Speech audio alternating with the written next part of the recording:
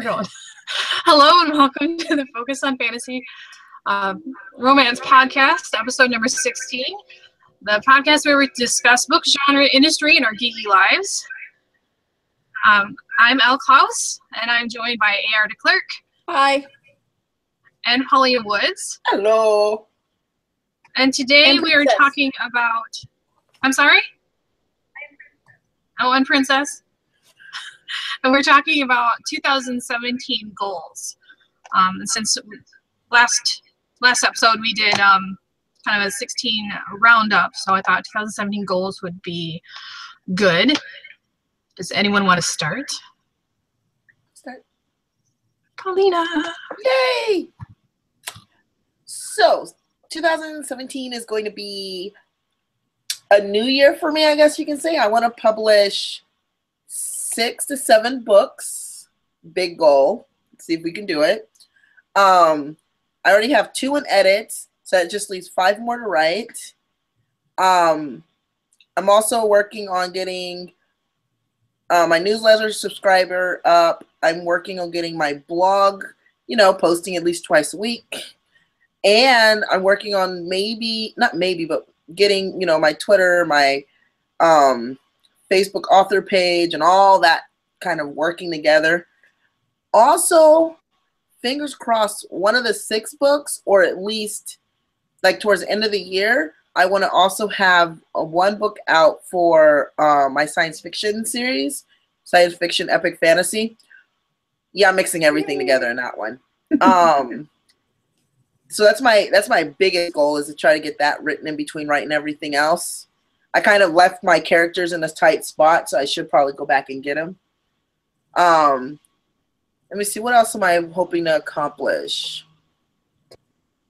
Oh, well, I want to release one book that reaches the top, or at least halfway to the top. Let's get to, number 10. Yeah, that's it. Do you have titles? Do you know specifically which titles? For next, okay, let me see. First release is going to be Beauty's Beast. Then is going to be book 3, Dual Guardian, book 3 in the Witch's Amulet series. I'm working on the fall, which is the sci-fi fantasy epic journey. I'm working on Guardian's Mate, which is book 4. Yeah, book 4 in the Witch's Amulet series. Guardian's Mate is my mermaid story. Yay, mermaids! Then I'm working on, I believe I'm calling it Paradise Lost. That's just a working title. It's going to be weird, but it's a king story. It's kind of giving what the world looked like before magic was taken out by the witches, by Lilith. So you kind of see how the king came to power, his mate, how the hatchlings were actually born. Kind of like, hey, look, this is what the world looks like, and it's really cool, before the stupid witches got to it. I'm also hoping to push out one that's called Dragon's Treasure, which is the Philosopher's Stone. Still, it's kind of based like Beauty and the Beast. It's still that group of shaman who are trying to protect the world. And then the other one I'm not sure of a title for, so that's another Witch's Amulet book.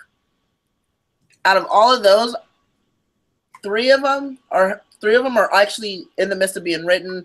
2 are done, so I only got 1 that I really have to work on to make it 6.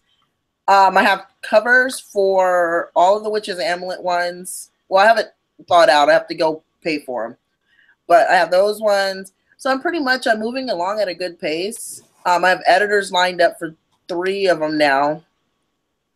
Yeah, 1, 2, 3. Yeah.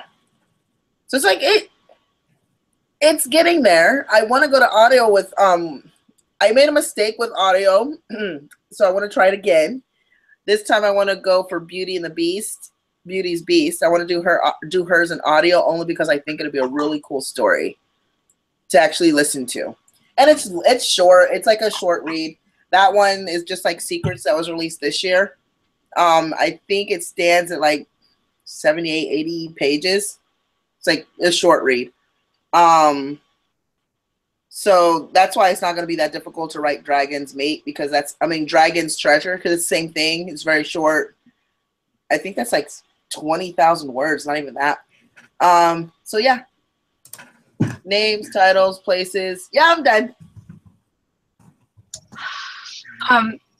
I can go next, Amy, if you're ready.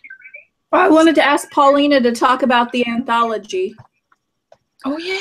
Oh, dude, it's not that I forgot. That's one of the 6 books, and that's why. That's a King's story, actually. I also am organizing.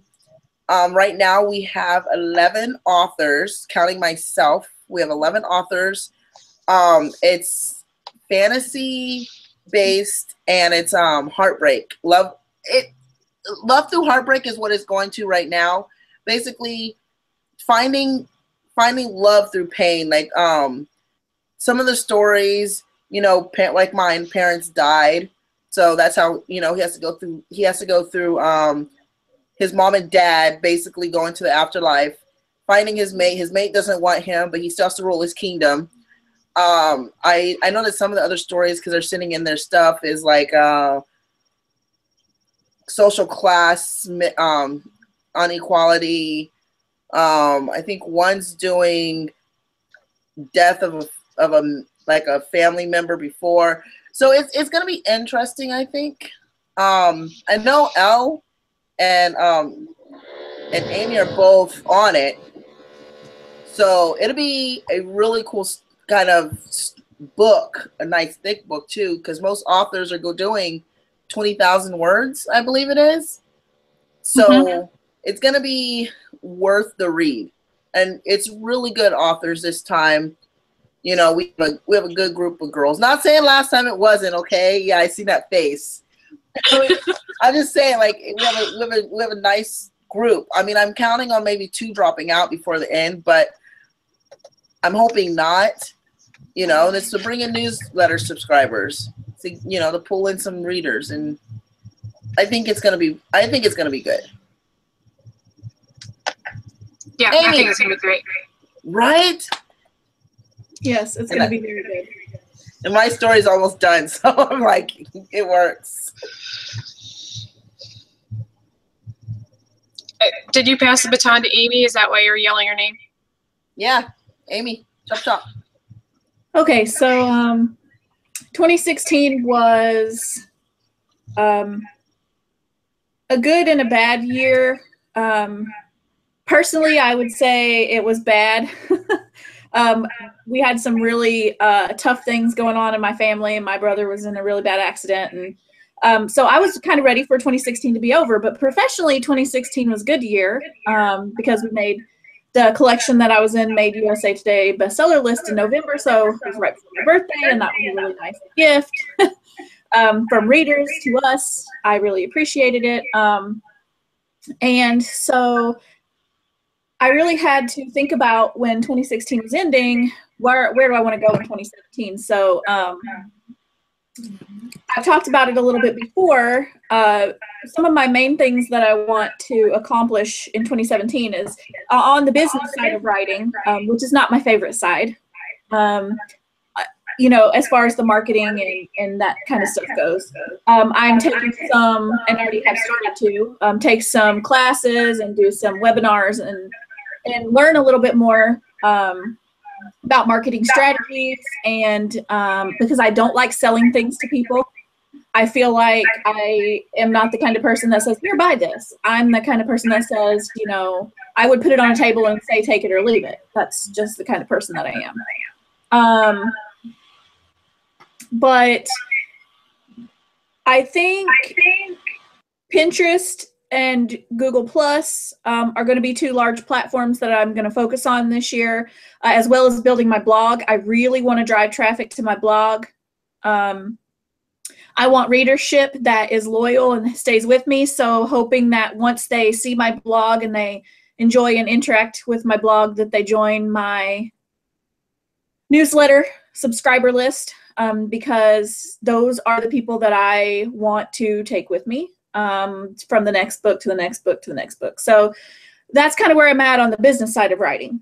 But on the fun side of writing, which is writing, so everybody knows, and I've talked about it before, I'm part of the Takamo Universe Project, and I just turned in my very first Cyborg romance novel to the editor at Takamo, and she was very pleased with it and has asked me to complete the series, which will be 5 more books. So it's not that I expect to write all 5 this year, but I have plans for all 5. Each book will focus on a different brother from the original book, and I already have titles for them, so I'm super excited for that because I'll have Dark Star, which will be primary 1. He's the dad figure. That will be his story. And Resonance will be 7. He's the angsty, tortured brother character. So that will be his story. And I think Escape Velocity will be the youngest brother, Q. It will be his story. And he actually has a very interesting storyline. He will basically fall in love with a voice on the other end of a really old comm line. And she will be a girl. It's kind of like an internet romance in the future. So I'm kind of excited for that because he's a pretty special character. And then Vex's story, Vex is special too because he body and there's reasons why he can't. So that makes romance a little bit difficult, especially for him. So I look forward to writing his, and I think his book will be called Decaying Orbit. So I have plans for my Takamo novels. My cyborgs are really special to me, and I've actually found this passion for writing cyborg romance because it's a really fun genre to write in. So I have plans for that. For anybody who's read Mythical Madness, which is my fantasy romance series, I have Desolation and Providence. 3rd book in that series is called Shadowbound, and my hope that will be Jack and Shayna's story, and that should finish out the story of the 3 brothers. Hopefully that story will release this year.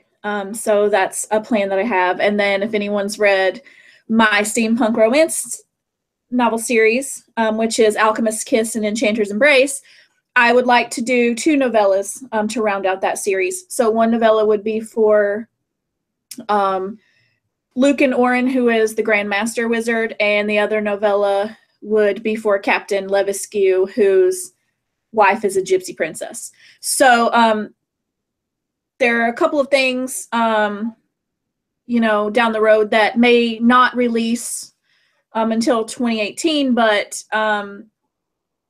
I am putting priority on finishing my series and working on my cyborg novels. I do have a story in the anthology that Paulina is hosting. It's called Untouchable. And for once, I'm not writing an alpha hero story. Angus is a wizard, and he's very much a beta. He's very much the John Watson of, heroes. He is quiet. He doesn't say much. He has gone through something extremely terrible in his life. He's a very strong, centered character, but he is a very loving person, and he is a very kind and gentle person. The heroine of the story, her name is Hela, and she is none of those things. She is extremely war-driven, and she has a penchant for bloody things. So it will be a very interesting dynamic between Angus and Hela. And it's a Norse mythology story, if you can't tell. Hela is an untouchable sister. So basically that means that she's a Valkyrie. But in Angus's world, they think of them more along the lines of angels. So I'm seeing the chat. We're discussing Sherlock on the side. And anyone who hasn't seen it, we can't be friends. Oh, was my dog being cute in the back? Yeah, she's cute. So anyway, so untouchable sisters, if they lose their virginity or are quote unquote, touched by human men, they lose their holy abilities given to them by the goddess Freya. So that's going to be an interesting dynamic in that story, and I look forward to it. I have the first 1,500 words already done. So I think everybody who gets the anthology is going to be really excited for the kind of stories that are in it. So that's my 2017 in a nutshell. I've got a lot of work to do, both on the business side and the writing side. I really have to buckle down because I do like to watch TV and I love to watch Netflix, and my shows are coming back. So I'm going to spend a whole lot of time DVRing, and I'm going to have to start scheduling TV time in between writing time. But yeah, so basically, we're going to have the podcast on Friday nights, and I have a writer's meeting on Monday, and the rest of the week I'm going to have to either be marketing or writing at night. I'm just not going to have much of a choice if I want to meet all my goals for 2017. So I'm going to pass it off to Elle, and she can tell us about hers while I find out what my kid wants. Well, it wouldn't be one of our podcasts if our children didn't interrupt or walk through or something like that. So like I did last year, I created a list of titles that I wanted to do this year. Anything that I didn't get done in 2016 is automatically rolled over to 2017. And I'm doing something a little bit different as far as organization, for me at least, is I started what's called a bullet journal. And it's basically a planner that you create yourself. And you can do it with any notebook. So I grabbed just one of these composition. I just mute myself. Yeah, I did. Stupid keyboard. I watched a YouTube video on how to set this up. And I like it because it's got different sections. So like the first page is actually an index so that you know where all of your stuff is. And then you've got a year at a glance. I blacked out all the personal information, but I color-coded like birthdays and days I have off because of bank holidays. So that's a year at a glance. There's my husband walking through. And then, and flexing. And then I created, they don't have tickets for the gun show, so they can't see the gun. Sorry, sweetie. Also, kind of a review. So these are my writing goals here. These are all the books I want to do. And then this is the entire year, and I'm color coding it what I managed to get done that day. So at a glance, I can say, hey, I'm spending a ton of time marketing, which is the yellow. I need to do more of the blue, which is editing or drafting, whatever. That's pink. I'm not drafting right now. So that'll be, so I can look at it and say, hey, I'm wasting too much time marketing, which is really easy to waste time marketing because you're like, hey, I'll read this post and I'll share this, and you've spent hours in social media and written nothing.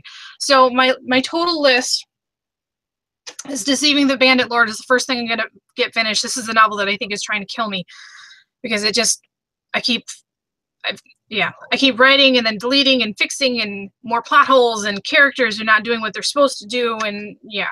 So I created, like, it's hard to see in video, but like I created steps so that like even if I don't get the project finished, I can see that I made progress one way or the other. So I got drafting, which is done, self-edits, professional edits. And so in this case, this is going to my publisher, and then the release.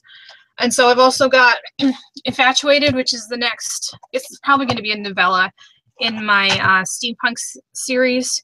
And that's going to be Lear and a character named Celine. So if you've read the book, you know who Celine is. If you've read, Besotted, you'll know who Celine is. And that's kind of their story. And it's going to go more into how Merlin is affecting the storyline. And my Love Through Heartache story, that's on my list. I don't have a title. It's a really, really old concept for me. So I have a working title, which I don't know if it applies, but it was Dark Wings. Because the main character is going to be affected by magic physically. So he will be physically changing throughout the book. And that's kind of the one that Paulina said that there's a classist issue story. That's mine. Because there's going to be a huge kind of juxtaposition of their classes from the beginning to the end. If you've read Persuasion by Jane Austen, it's kind of like that. So at the beginning, she's high class and he's low, and at the end, she's low and he's high. And yeah, that's gonna be fun. And then I saw a pre-made cover by my cover artist that I really, really liked, and I bought it. So And this is totally like, ooh, I like that. Have to take my money. Shut up, take my money. And so I have this cover, so I'm going to do a retelling of a Norwegian story fairy tale. It's either West of the Sun, East of the Moon, or East of the Moon, West of the Sun. I always get those flip-flopped. But it's basically a retelling of Beauty and the Beast, where the Beast is a bear, a polar bear. And there's several different versions of the fairy tale throughout Scandinavia, and then obviously Beauty and the Beast is a very popular fairy tale, so there's also like a Greek version and whatnot. But I wanted to rewrite some fairy tales for a while, and I thought about gender bending this one, but I'm like, nope, that doesn't really work, because for me the purpose of gender bending is to make the female less of a damsel in distress and more of the action-packed true heroine. And that doesn't really work with the story, because the princess ends up going on a quest to save her true love. So I'm like, well, not gender bending's not going to really work there. But I'm really excited to get that one done. So that is, for me, that's an ambitious 2017, because I've got kids and a job, and I have very, very limited production time. But I'm hoping that with this type of planner, it will keep me on task. So even with we've got, this is my week to week. I like over here is what I want to do, and these are appointments. Like I've even got the podcast on here, and things coming up. So this is a week glance, so I can see the days that I was actually able to edit, the days that I wasn't able to edit. Weather's been bad, I haven't been able to get my editing time in. So I normally don't do planners. I normally have a really hard time with planners, because if I don't know what's in them, I don't know how to use them, and then if I don't create it myself, I don't think I'll use it. So this is really, really great for me. And then I created a page. This is not writing specific, but I created a page for all of my yarn projects that are active, so that I can see that, hey, I don't need to start another blanket because I have 2 sitting in a bag somewhere behind me. I should work on those. But yeah, like I said, pretty ambitious 2017 for me. I think if I stay on task and don't see any shiny pre-mades, I will be good. And barring any story catastrophes, like Deceiving the Bandit Lord, holy cow, I think I'll be able to get everything done.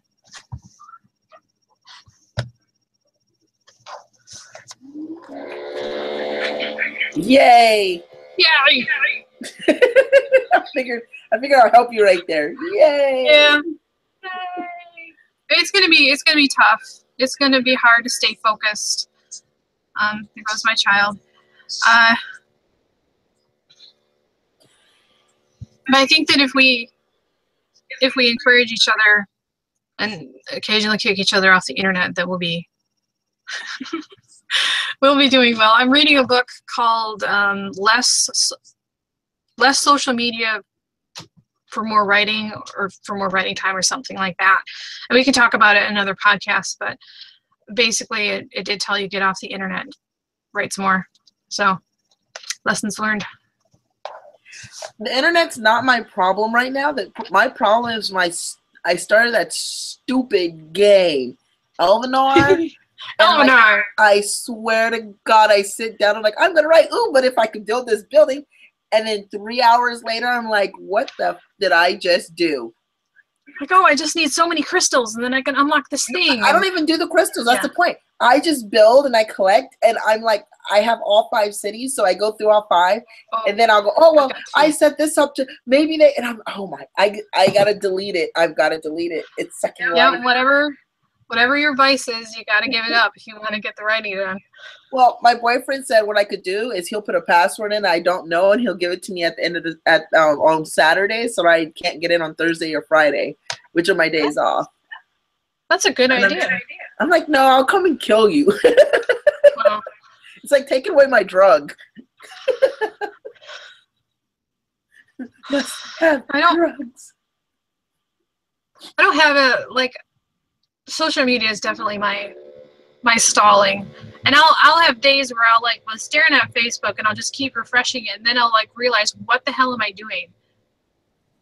I'm not accomplishing anything. There's nothing going on. I'm just refreshing. Exactly my problem. I cannot stay off Facebook long enough.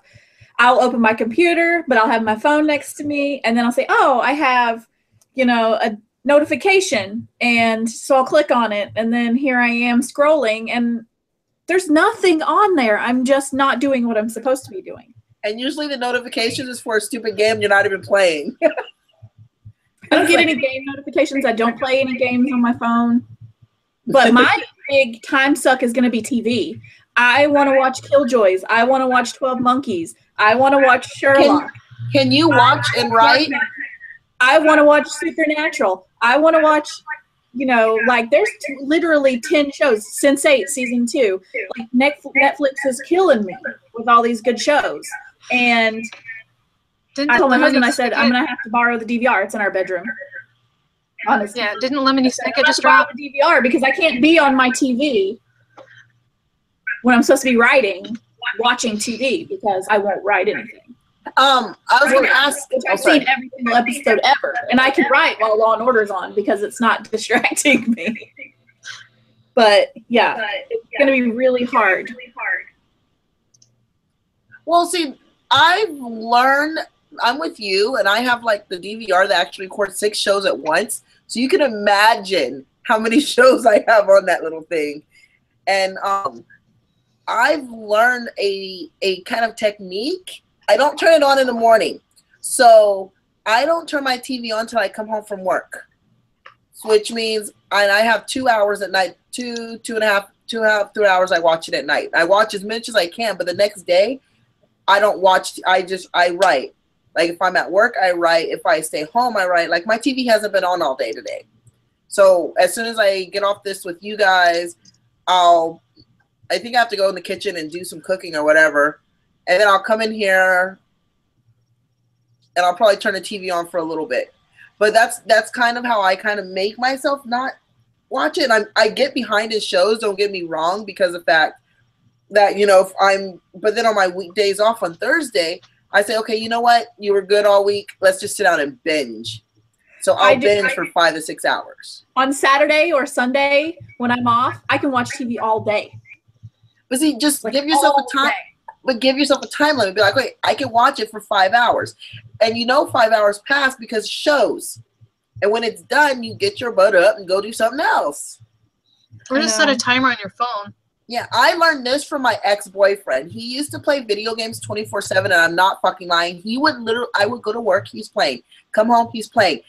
I would leave to go do something, he's playing. Come back, he's playing. Go to sleep, he's playing. I'm like, did you even move? Or did you just pee in the bed? And so watching his life literally go down the drain, and seeing where he is now, I kind of said, you know what? I don't want to end up there. I don't want my dreams to be flushed down, social media, I guess you could say. And that's what kind of made me go, okay, even if I'm playing a video game I really love, I'm like, time's up. Mission's over. Even if I'm in the middle of the mission, I'll go ahead and close it down, get to the save point, put it away. Like Amy said, if you look at it, you'll watch from sun up to sundown and figure, holy shit, I didn't do anything. I didn't vacuum. I didn't cook. I think my kids ran through the room 3 times. I watched all of season 1 of The Magicians in one day. Now, don't get me wrong. I fast forwarded past all the parts that I didn't care about because I was watching it for a specific reason. But I was rewatching because I was writing fan fiction. But I fast forwarded all the parts. My husband's like, are you literally going to watch 15 episodes in one day? And I was like, well, half of 15 episodes, really. Really only 7.5 episodes if you put them all together. But yeah, and then I thought, man, now when am I going to have time to write the story? Because here I spend all day on the TV. So I'm trying to get into the habit of, Maddie will say, Mom, can I play Minecraft? And if she's playing Minecraft, she's on the TV in the living room. And I'm like, yes, because that keeps me off the TV. and then I can get on my computer and get to work and actually write. Oh, so your daughter's your your TV stopper. She is. Well, lucky you have that. I have to discipline myself. I let my kids play Minecraft so that I can get enough peace and quiet to get some editing done. Minecraft is good. Otherwise, Spatial evaluation, mathematics, architecture, building. I don't see any survival skills. There's nothing wrong with Minecraft. Can animals play that? I'm just kidding. Will it get my cat from trying to sit on my computer? no, Yeah, well. there's no fix for that. I know. You see all the authors and their cats are on their computer. I'm like, I think cats are like, they're like communicating somehow. My cat wants to Mine's sit on trying to my kill mouse me. hand, and so does my dog. I'm like, Yeah. you're on my mouse hand. Like, this is where my hand has to be. Get out of the way. They don't care. And then they start cleaning themselves, and you're like, are you licking your balls on my computer? Yes, you are. Technically, he doesn't have any. Yeah. I knocked those things off, but still, he's trying. I think Oh my biggest discipline issue, well, one of my biggest discipline issues is I'm always very excited to start a new story and, you know, write it all the way through, and I can do it really fast and I'll work in it all the time. When it comes to like, oh, now it's time to revise this story, and now it's time to polish this story, and now it's time to edit this story, then Amy doesn't want to do that stuff. I don't want to do the not fun stuff. I want to slap out the first draft and be like, done. Have you ever tried writing slower? So not like too much slower, but writing slower so that the final project is more polished. I always self-edit as I go. What I do is every time I open my computer to start up a project that I'm continuously working on, I go back and reread everything I've written before, and I make any edits or changes that I need. And then once I'm finished with that, then I move on to the next section that I plan on writing. That's good until you get into a book like I'm getting ready to write. I'm like I'm looking at almost 100K words. Hell, if I keep going backwards, I'll never finish it. When I So got that's to the end of Redshift, which Redshift was about 85,000 words. Holy crap, girl. When I got to the end of Redshift, I wouldn't go all the way back to the beginning, but I would go like a third of the way back, or to the next section and go forward, because each section of the story was a different point of view. So I would go back to that section and read forward. And it also helped me get back in the mood, because, you know, I was in a certain mood when I stopped writing, so I wanted to keep that flow with the next part or the next day's work or whatever. So yeah, I always do that, and I self-edit as I go, and I try to make things as polished as I can, but I do like commas an awful lot. So Commas are kind of subjective. yeah, I mean, my characters talk like William Shatner a lot. Just Yeah, sometimes, I mean, that's like the main thing that my editor, as far as spelling, punctuation, grammar, and that kind of thing, is they catch a lot of extra commas that I have inserted. In my head, it sounds like there should be a pause. So that's how I write it. But there doesn't, I guess, grammatically need to be a comma there. Wow, you're fat, cat. Sorry. He laid a certain way and his belly was sticking out. Yeah, Amy's gone. I mean, yeah, no. Yeah, Amy's yay. My cat needed out. Sorry, she was sitting at the door. My cat hates me. Tired of my- I think we covered this. But yeah, so I think 2017 sounds good for all of us. We Yeah, just have to stay on task. We got Right. this. that's always the thing. We just got to keep working. Don't get distracted by new book covers. Yeah, I have to blog twice a week. Yes. Now. I have to blog twice a week. And they can't be just promo blogs. I'm so bad. I always just want to throw up a promo blog. Oh, here's a, you know, blurb and a title and a cover for my next book that's coming out. Buy it. But I Right. need it to be more like, you know, interactional blogging and emotional blogging, and so that I'm working on that. My next blog piece I'm working on is kind of cool. It's going to be titled "Not All Characters Need Happily Ever After." Shut Like, up. you know, huh? No, you know, okay. The idea is, you know how many authors do like side characters and all, like somebody's sister, and then like 3 books later she gets a happily ever after. I like that. Why don't you like that? Well, in Sharon Kenyon, in her beginning of her Dark series, when they were really, really good, she has a story where she shows what happens if one of her Carpathians doesn't wait. So he turned into a vampire, but later on... Are you talking about Feehan? Yes. Feehan's Carpathian, right? Yeah. So she okay. shows how one of her Carpathians didn't wait. And so he went dark side, and then he met his life mate. Even at that time, at the end of his life, he couldn't harm her. And she asked him the question. She's like, "Why didn't you wait for me? I was right here. Why didn't you find me?"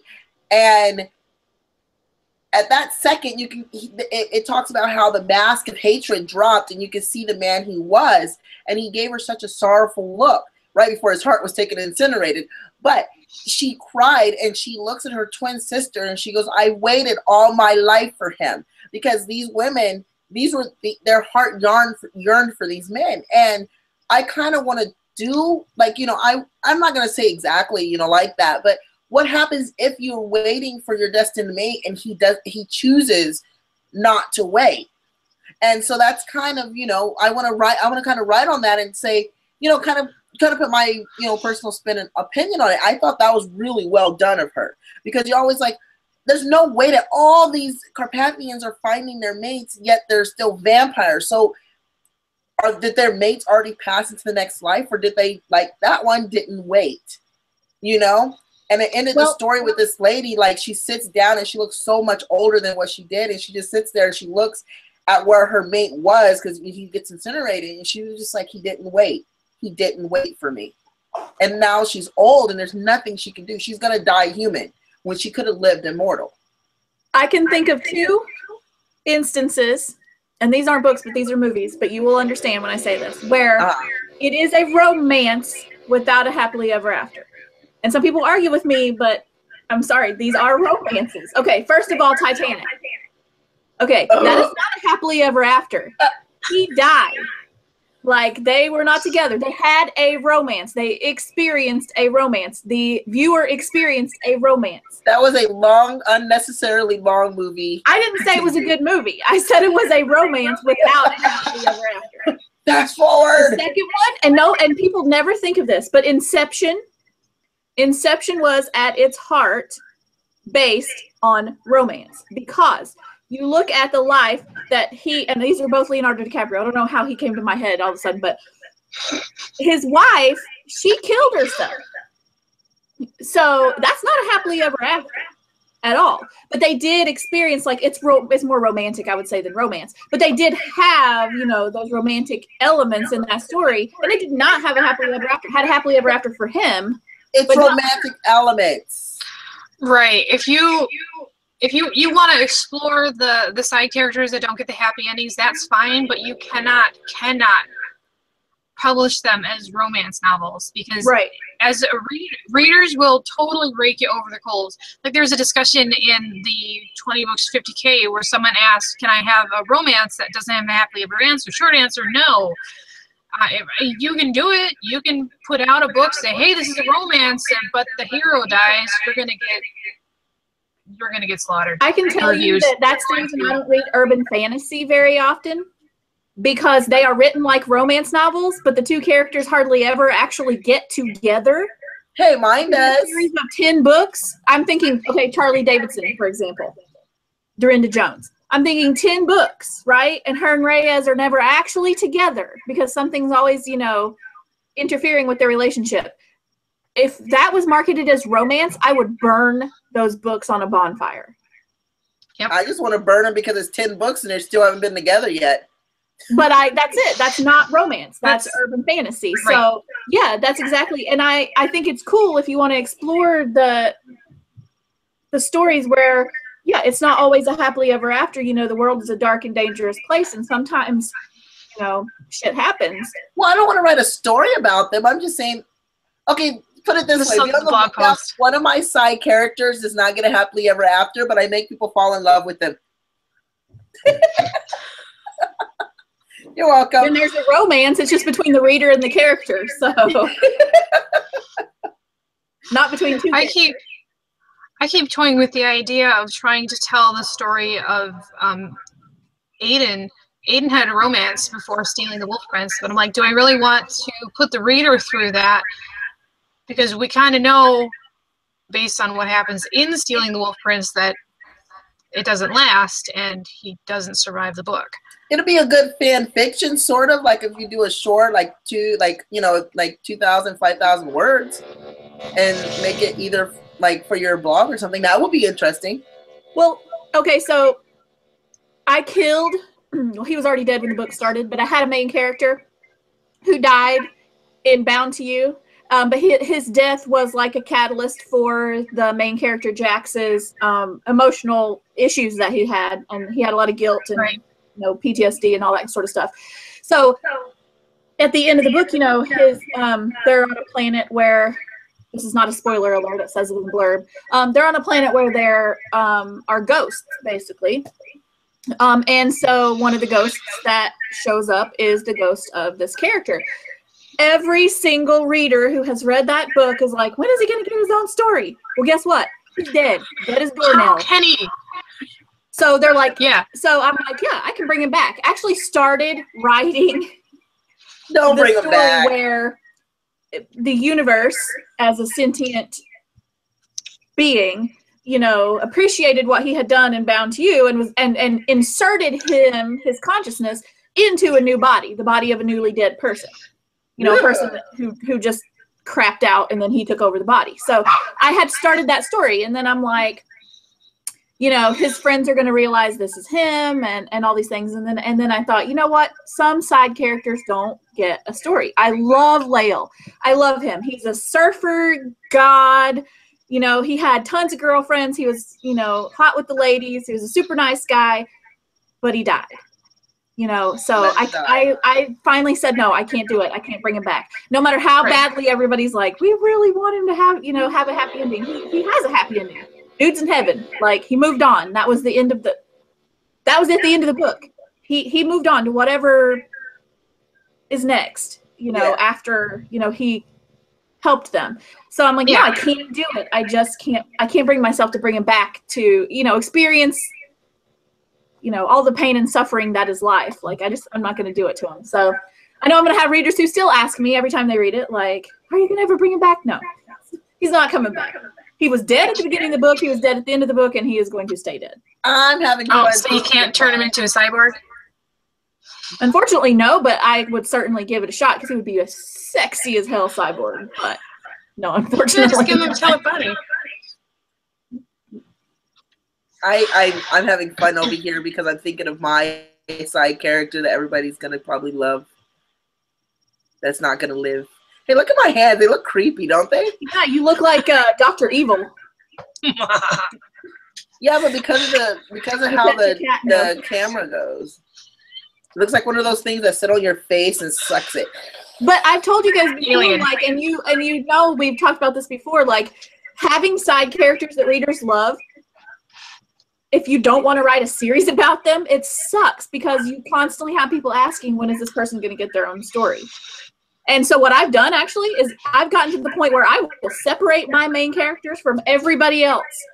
They will be alone, stranded, somewhere away from everyone, so that there can't be any side characters. Or just kill off the side characters. I love side characters. I love series that are based off of side characters. Sherilyn Kenyon, Immortals After Dark, Gina Showalter's, The League. All of those, I love those. Black Dagger Brotherhood. Every single character in those books gets his own book. But like I said, I write a series, I can't make lovable characters, I guess. But like I said, Sharon Kenyon could, in essence, go back and probably, make her soul rebirth. The lady who didn't have a chance, but again, the way she wrote her series, if you write your series a certain way, like someone asked her once at a reading, and she goes, there's no way for them to match back up because there's only one. Yeah, if it's a one-off, and it's always been a one-off, and those are the rules of the universe, unless you want to break your own rules of the universe. Yeah. I mean, there are exceptions to every rule, period, even in the universe. You know, if you look at cosmology, you look at astrology, you look at astronomy, every, you know, rule has been broken at some point by something. So it's not that it's impossible, but you got to make it believable. I think Why this rule, this hard and fast rule for 24 books, all of a sudden is broken in book number 25. people are going to hate me, but I'm okay with it. That's what you know how close I was to killing everybody at the end of Redshift. Stop killing people. I was going to burn them all. I mean, I was going to put I was going to kill the world. And I had Note to self, if you ever run writing that scene when I'm like, no, I can't do this to my readers because no one will ever read me again after they read it. Note to self, you're not allowed to run the world. But some things are impossible to fix unless it's fiction. So I went the fiction route. If it was like nonfiction, I mean, like everybody would have died. Woohoo! But yeah, so 2017, what are our goals? Don't piss off all the readers. Break all the rules. Write all the Follow our words. plan. Write lots of words. Write more books. Then edit them. Edit more books. Get more readers. Be more awesome. okay, my rule is And keep sleep podcasting. more. I'm just gonna go with sleep more. I'd like to Sleep sleep more. Right? Sleep less, write more. No, I'd like to sleep more. I'm supposed to go somewhere. All right, Elle, you want to close us out? I suppose I can do that. So thank you for joining us. If you liked the podcast, please like, comment, and share. That will actually help YouTube show our videos to more people. This has been episode 16, and we will see you next week. Peace. Next week. Good night.